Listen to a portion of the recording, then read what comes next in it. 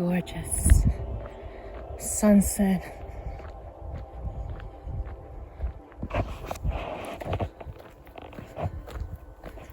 Out in it.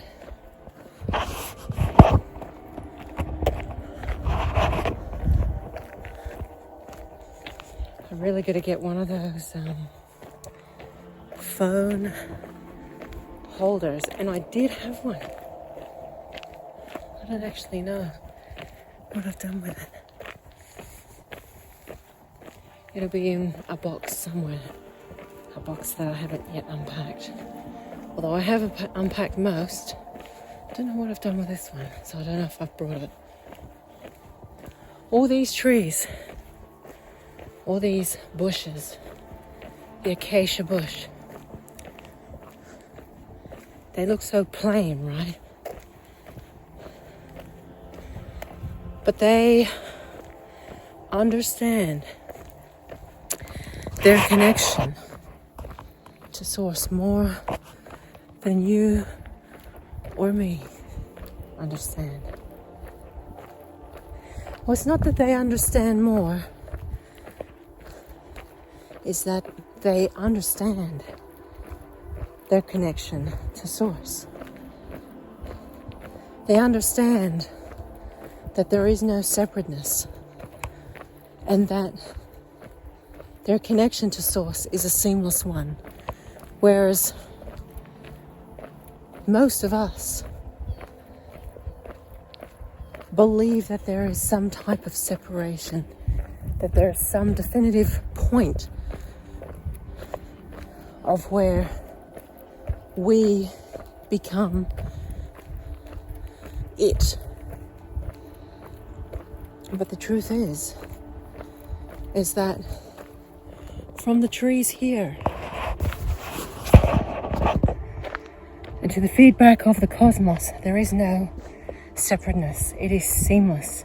So when these trees and bushes emit out, that feedback loop is instantaneously recognized and felt and heard and seen by the unseen forces of the source of all that is. Constant communication. There is no definitive point from this bush, for example, here where it says, oh, now this is, a cosmic communion.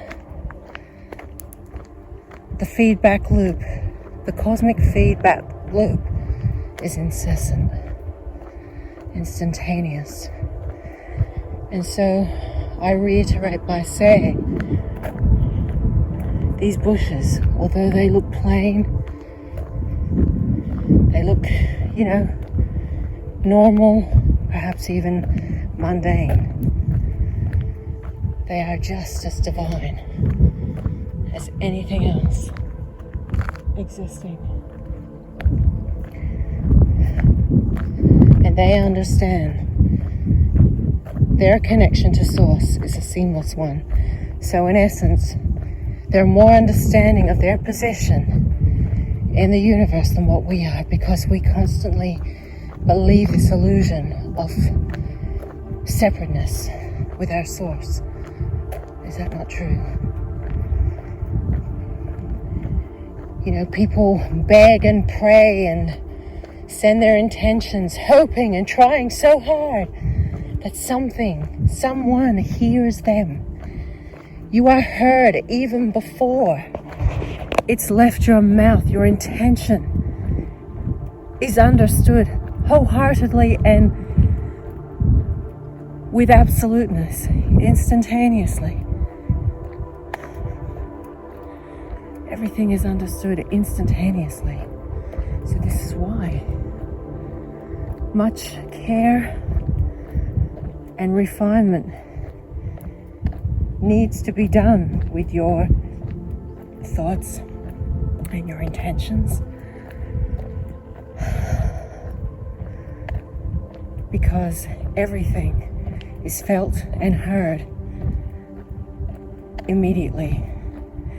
And then, as humans, we have the fantastic habit of getting in there when we set those intentions and think, oh, was that strong enough? Was that sincere enough?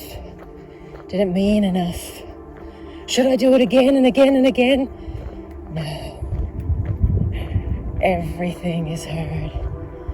So have that faith and let your intentions be those of sincerity, those that speak, or at least are felt closest to your heart. And then do not impinge upon them by your own menacing thoughts and your lack of trust in the order of the way things are. It's so simple, and we as humans just complicate that system, that dialogue so much. All we need to do is just get out of our own way, and that's it. There is no separateness. We are not separate from the source. We are the source. We are a physical manifestation of soul energy. A soul is not something we have. A soul is not something that dwells within us. Every single minute pore and atom and proton and electron that we are and that comprises us is soul energy. It's not this bubble of fuzzy energy that just exists outside of us. It's encapsulated in every minute fiber of what we are. In all its totality, we are physical expressions of soul energy. Soul energy, never totality. It's never complete.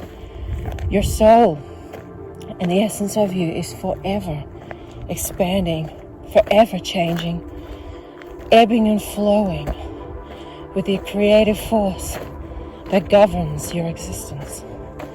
People of Earth, this is the truth of the nature of reality.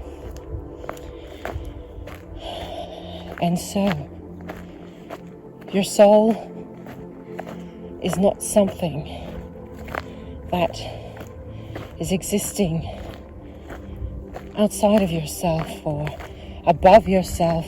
It is everything that you are. You are the physical manifestation of a portion of your soul energy.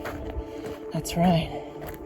Only a shard, only a fragment of that incredible power that you are can squeeze itself and oscillate itself at physical frequency, because anything more, you could not exist in physical form.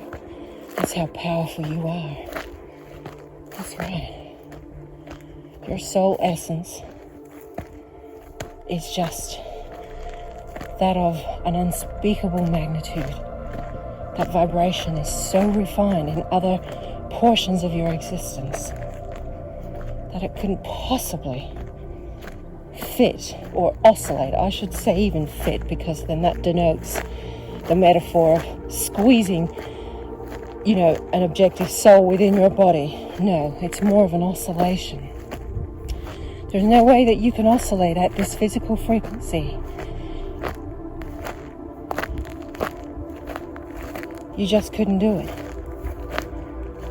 There's no way that you could oscillate and vibrate at any more than what you are now, because you would not exist in physical form. How about that? That is bizarre. Where is that coming from? Wipe it out of the sky, universe. Wipe it out of the sky. If it is what I think it is. Or it could be just smoke from jet planes coming over, because today is quite still. So, there you have it. You are that powerful and you are that magnificent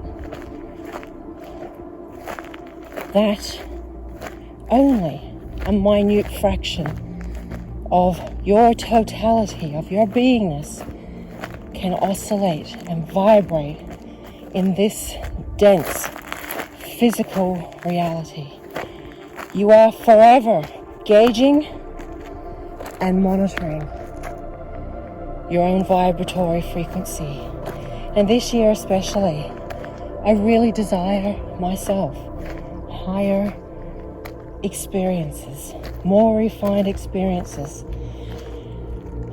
And whether this was agreed upon, I believe it is. I believe my own life has timestamps, because I have now found the ease of diet change, refining diet, refining experiences, refining friendships. Look at this. This is incredible. Wow.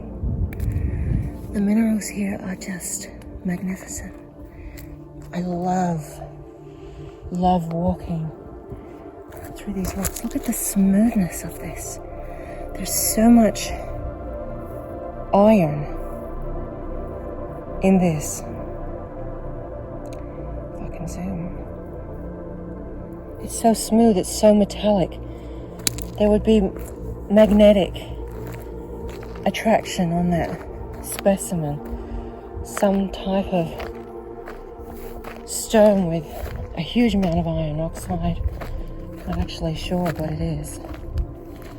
And so, myself, I believe we all have timestamps, and we agree upon experiencing certain things, certain themes at different times in our life. And for me personally, I certainly feel the pull of desiring higher experiences. And so I have began on that conscious refinement journey, and it has been one of ease. For a long time I have struggled keeping my diet as raw and as natural as possible, and I can easily say that without a doubt the last several months the fruitarian way, or at least I want to say the electric food way, because it is the highest food that you could eat. Electrical food, biophotonic food that a human being can consume. I feel by eating this, it is cleansing and embarking and starting, really beginning that experience of refinement. It's one of ease. I feel it more easier than ever. And with that comes obviously challenges, because you become so hypersensitive to your environment. And what once perhaps you ignored, you can no longer. So it's a great journey. And I see the journey. That cannot be rock. No, it's not rock. And the journey is happening for many, many, many people. Look at this. Red jasper. Hard to zoom in. Many people are feeling the pull for higher experiences also. I feel you, people of Earth. And it's magnificent. Once you start clearing out, because it has to be on all levels. If I was to extend on from what I was saying with my last live stream about, going into the golden age. Going into the golden age isn't just... I'm sorry, I have to interrupt, but this is really gorgeous. Look at that. Going into the golden age isn't just turning up at some golden gate that says golden age swept across the top. Step on through, welcome. when you step through, everything you touch is going to turn to gold. You know, you're going to be floating on air and, you know, being a golden age being. Being a golden age person. Energy means you have to address yourself and refine yourself, because how can you exist and vibrate and oscillate at such a refined frequency if you yourself haven't worked out your own issues, your own bereavements, your own karmic cycle, your own body? You have to tick all the boxes in every area in your life. Relationships that don't serve you, let them go. Body addictions, let them go. Food addictions, let them go. Not even about addictions, but what I was, prefacing was basically cleaning up the diet. You would be amazed at how it changes your entire outlook on the earth, on people, and it can be a very isolating experience. But let me tell you, when you start to feel the tip or the lip of that refinement, it's very hard to let go of. And I can say from experience, once you change yourself from the inside out, and then perhaps, you kind of go back and forth, 2 steps forward, another step back, 3 steps forward, 2 steps back. When you step back and when you regress or digress a little, you long for that good feeling that you once had. And so staying on track, or at least keeping consistent with your own refinement, becomes easier and easier. It really does. And you've got to work out what works for you.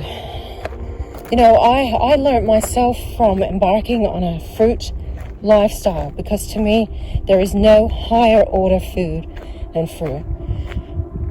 Everything ticks all the boxes in every way, but I could not go in cold turkey, because all I was dreaming about was salt. And by the 3rd or 4th week of being completely 100% on a fruit diet, I was longing for cooked food. And I was very disappointed with myself, because I had made a vow and I had let myself down. In my eyes, I had let myself down because I had not kept the vow to myself. It was a tall order, and I should have known better, and I should have been more gentle with myself. I accept that now. However, I have found a little formula that works.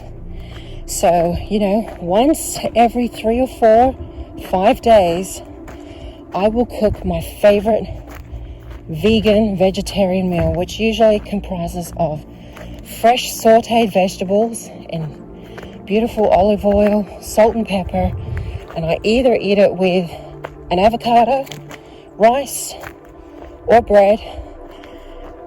And after that, that's it. Usually I might have a couple of pieces of dried fruit or some banana chips, and I'm content. And then I look forward to the next 3 or 4 days of cleansing again and, being really consistent. And it's working. It feels so good, people. And so this golden age journey starts on every level. You have to be a conscious eater, conscious with what you're doing with your career, conscious with your relationships, conscious about everything. There's no other way, and there's no other way it can be done, this refinement of personal vibration. It has to be that way, and it can be absolutely challenging. But in order for you to become of that golden age, to me, Source has given me this wisdom of understanding what it actually means to be the golden age. And it may start off just individually, could be a very isolating experience, and you may not know anybody else who's embarking on this, but that doesn't matter. That doesn't matter. The isolation will pass the more you become refined, because your focus is on other things, more refined, high vibratory experiences. But you will see, simply just by your existence, your vibration, if people are tapped into it, or your manner, your action, simply you just being you and living within your own refinement journey, it's going to rub off on people. Yeah, it really is. It's going to rub off on people, and they're going to, it's almost as if, you look at a comet and you see the after effects of the comet's tail. You see the tail. That's the same effect you're going to have on people. They see you and it makes them question, what are they doing? Why are they so happy? Why do they look so good? Why do they look so youthful and healthy? Why do they do these things in their life? Why are they a gardener? Why do they listen to that music? Why is their house dimly lit? All these tiny little things. You don't know what is going to trigger a catalyst in someone, or just trigger curiosity in people. But that's how it starts, people. It starts individually, and then it starts to reverberate and ripple out, and it affects people. They may not even like it in the beginning. They might think, who the fuck was that person? What are they doing? Do you know what? The first time I heard Bashar, the channel Daryl Anchor, I think it was back in 2008. I don't know how I came across the video, and I was getting dressed. I was in Dubai, and I had just moved into a villa on the beach in Jumeirah. And I must have had YouTube at that time on autoplay, and the video came on, and I just thought, who the hell is this guy? I had no idea that this was a being coming through him. I don't know how it came on there. And I thought, oh my God, what is this? And I must have switched it off and turned it off.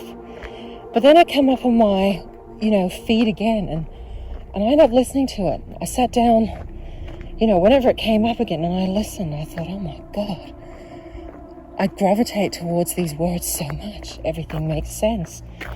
And, that was my introduction to Bashar in Dubai. Years and years and years ago. And then all these other little things started happening. But you see, in the beginning, people may not even like what you do, and they just think, God, why do they have to be so different? Or who do they think they are? Or whatever. Like, it's going to trigger polarity. But that doesn't matter. It's triggering. And that's the bottom line. So, once the trigger happens, it's going to happen within everybody, or at least the people that have chosen, whether on this level or on a, higher subconscious level, deeper level. Those that are here for the refinement and the golden age will serve it as just. Those that have chosen not to experience it will not be here. People are more intuitive than what they give themselves credit for, because if you were meant to be anywhere else, you would be. So, it's all an individual journey, but this source of information that has come to me has absolutely been compounded and has been, I don't even want to say confirmed, but it's come with a surety. I know this within my heart that this is how it's going to play out. And then I remember reading a couple of months ago a segment of this channeled information back in the 50s. And it was exactly that. The way of Atlantis and Lemuria, how they came about. And it was only started by a small group of individuals And they had received knowledge, energy, vibration from higher sources, from our creators, our seeders, those star people of a magnificent order that we could only dream of, that we are very much connected to and related to, but seems unfathomable to most. And they came and imparted this great knowledge, this great wisdom and energy, this great vibration. And just like that comet, they left their trail, they left their mark, they left their impact. And these people went out into the world and acted accordingly with this vibration, this new vibration. And it had that same rippling effect. It affected people on many levels. And this is how the great epoch of Atlantis and Lemuria, Sumeria was already there, and that is ancient day Sumeria. That was already there. That was already happening, and that's how these great ages come about.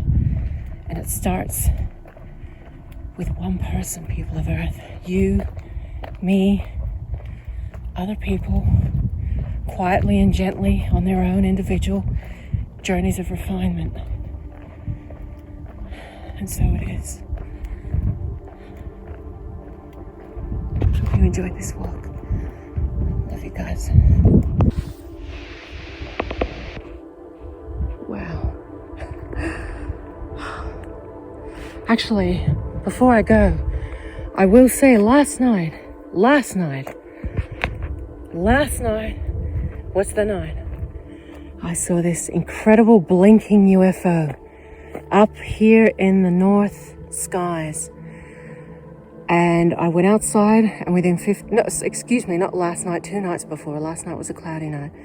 2 nights before, at around 7:20 p.m., I went out, and within 15 seconds, I was looking up, actually, here in the east. I was looking up in that direction. And overhead, I thought I could just feel, and I thought in my, peripheral vision, I felt like I saw another light. So I looked in that direction. I waited for about 30 seconds, and sure enough, there it was. Boom. Boom. Boom. Just pulsing. Oh, my heart sung. I couldn't even tell you in words. I haven't seen it since I left my grandmother's, or even before I left my grandmother's. And that time, I saw it over here in the low east, about 10 o'clock at night. Oh, I gave so much honor and gratitude. Oh God, I was so happy. I couldn't even tell you how happy I was to see it again. And actually, I did estimate that it's extremely high in the atmosphere, because it was there for about 7 minutes, and I had to end up going inside because my neck was so sore at that point. And 2 planes, actually, you can see, obviously, this is a plane. This is where traffic comes through. Flight traffic comes through here. And 2 planes passed underneath this flashing stationary UFO. And I could estimate that whatever is blinking is so far out in Earth's orbit, like way past the regular atmospheres, past the stratosphere. It's got to be massive, whatever it is, because obviously a plane is so small in the sky at 35,000 feet. This, I don't know what it is, but it would have to be of either incredible luminosity or, light power, or it is simply just massive. I was blown away.